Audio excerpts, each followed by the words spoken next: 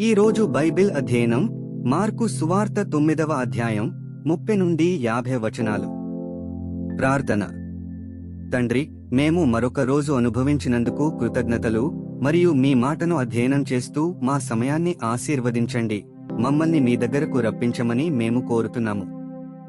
యేసు నామంలో amen. Mark సువార్త 9వ అధ్యాయం 30వ వచనం నుండి. వారక్కడ నుండి బయలుదేరి గలిలయ గుండా వెళ్ళిచుండిరి. అది ఎవనికిని తెలియుట ఆయనకిష్టము లేకపోయెను.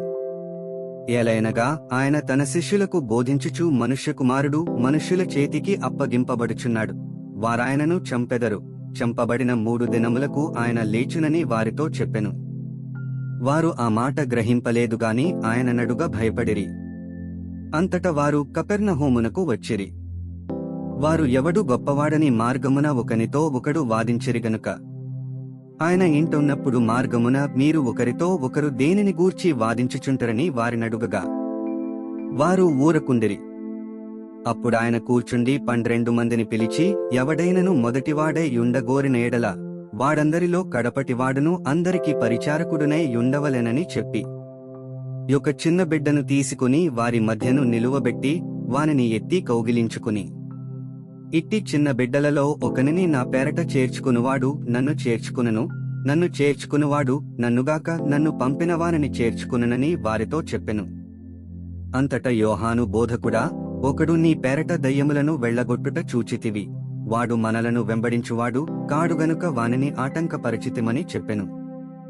అందుకు యేసు వానిని ఆటంకపరచకుడి, నా పేరట అద్భుతము చేసి నన్ను చులకనగా నిందింపగల వాడెవడనూ లేడు.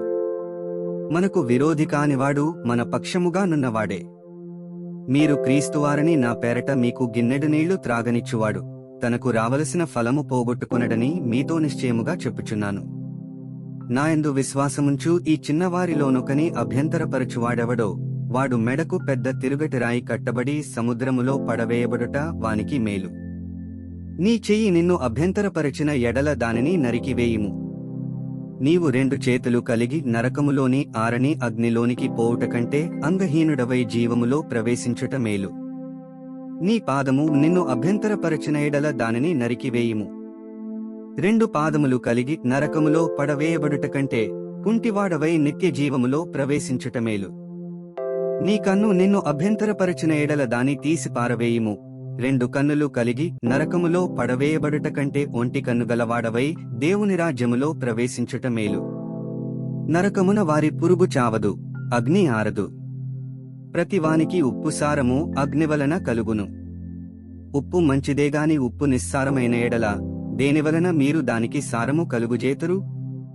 మీలో మీరు ఉప్పు సారము గలవారైయుండి ఒకరితో ఒకరు సమాధానముగా ఉండుడని చెప్పెను. 50 వచనాలు చదివియున్నాము. ముగింపు ప్రార్థన. ఓ దేవా, మా విలువైన సమయాన్ని నీ వాక్యాన్ని అధ్యయనం చేసినందుకు ధన్యవాదాలు. మా మార్గాలలో నడవడానికి మరియు మన సత్యాన్ని ఇతరులతో పంచుకోవడానికి మాకు ధైర్యాన్ని ప్రసాదించు.